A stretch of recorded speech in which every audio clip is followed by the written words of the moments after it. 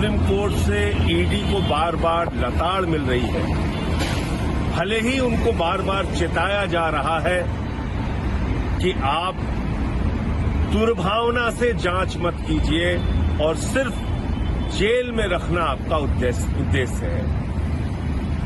बावजूद इसके आज अमानतुल्लाह खान जो आम आदमी पार्टी के विधायक हैं, उनके घर पर ईडी सुबह सुबह छापा मारने के लिए पहुंच गई।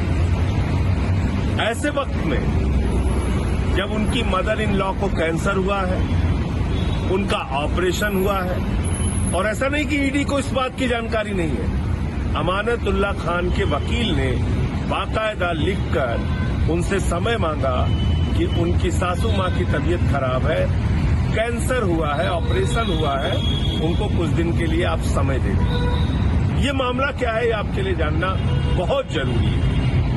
जिस मामले में ईडी सुबह सुबह इतनी सक्रियता के साथ हवा बोल रही है, दरअसल 2016 में सीबीआई ने एक मामला दर्ज किया।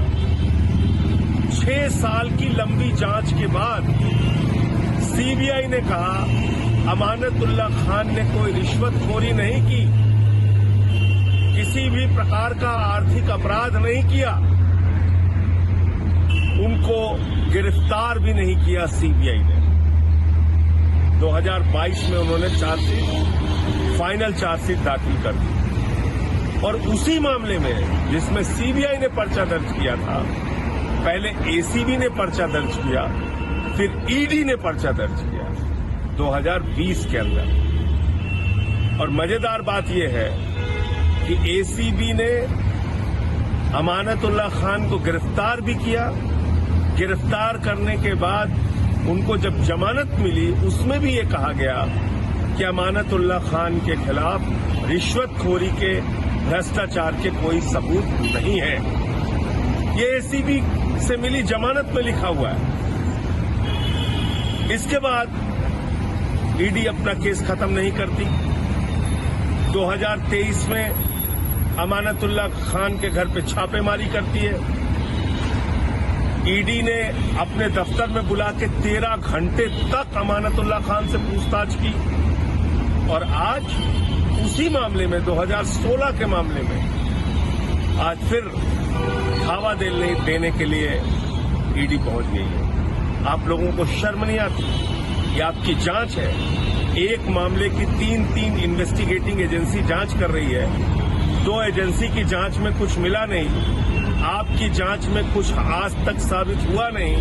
पहले 13 घंटे की पूछताछ कर चुके हो, उसके बाद आपने घर पे पहले भी एक बार छापेमारी कर ली है, फिर दोबारा चुनाव के ठीक पहले दिल्ली के अंदर आप दिल्ली का माहौल बिगाड़ने के लिए बीजेपी के हथियार के तौर पे इस्तेमाल हो रहे हो। तो मैं समझता हूं कि ईडी वालों को अपनी कार्रवाई पर ध्यान देना चाहिए। सुप्रीम कोर्ट से बार बार तुम लोगों को लताड़ पड़ रही है, बावजूद इसके सिर्फ और सिर्फ मोदी के कठपुतली बन के रह गए हो।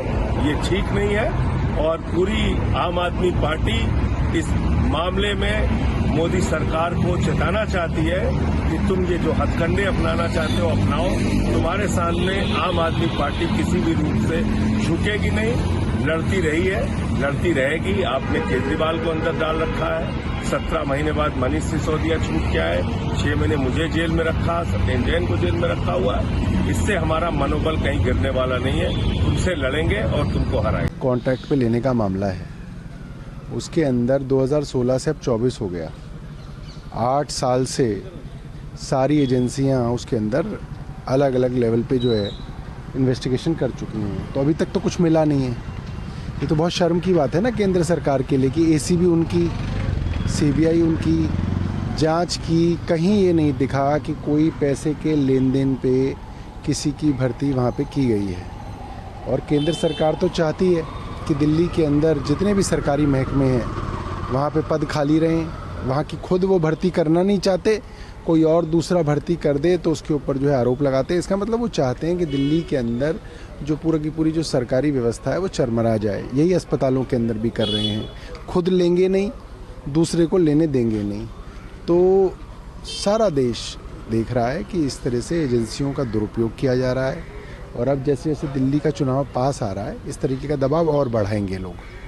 बीजेपी जांच करने देना चाहिए। कानून अपना काम कर रहा है नहीं कर रहा, वो तो सुप्रीम कोर्ट कई बार अब टिप्पणी कर चुका है।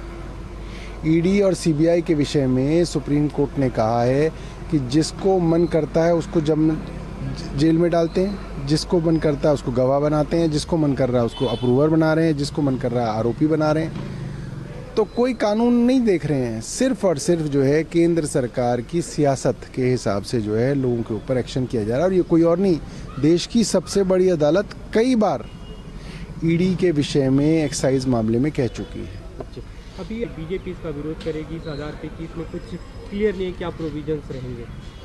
देखिए, भारतीय जनता पार्टी एक नकारात्मक सोच की पार्टी है।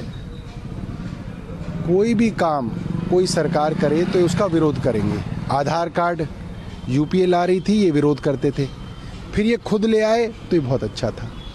मनरेगा पहले यूपीए के ज़माने में था तो उसका विरोध करते थे, बाद में खुद चला रहे हैं। जीएसटी यूपीए के ज़माने में आ रहा था, ये विरोध करते थे, प्रधानमंत्री खुद उसका विरोध करते थे, मगर जब खुद आ गए तो लेके आ गए। तो भारतीय जनता पार्टी का नकारात्मक सोच की पार्टी है। इनको देश की भलाई से कोई लेना देना नहीं, ये सिर्फ जो है अपनी राजनीतिक स्वार्थ के लिए जो है विरोध करते हैं। एक अंतिम सवाल था, कोई सबूत हो तो उन्हें साक्ष्य रखना चाहिए सामने, कोई जबरदस्ती कैसे साक्ष्य कौन लाएगा? पुलिस लाएगी। सब लोगों को जानकारी है वो कौन लोग थे जो उन्हें उठा के ले गए। पुलिस ने अब तक उन्हें अरेस्ट किया। एक चुने हुए पार्षद को ज़बरदस्ती उठा के ले जाया गया, अब तक पुलिस उनको पता ही नहीं कर पाई। उनकी मोबाइल लोकेशंस उनके पास हैं, उनका हुलिया उनके पास है, उनकी कार का नंबर पुलिस के पास है, अब तक पुलिस ने उनको गिरफ्तार क्यों नहीं किया? अगर वो भारतीय जनता पार्टी के रिश्तेदार ना हों तो अब तक तो पुलिस ने उनको गिरफ्तार कर लिया होता। श्रेष्ठ भारत पर खबरों से जुड़े रहने के लिए चैनल को सब्सक्राइब और लाइक करें, बेल आइकन दबाएं और देखते रहें श्रेष्ठ भारत।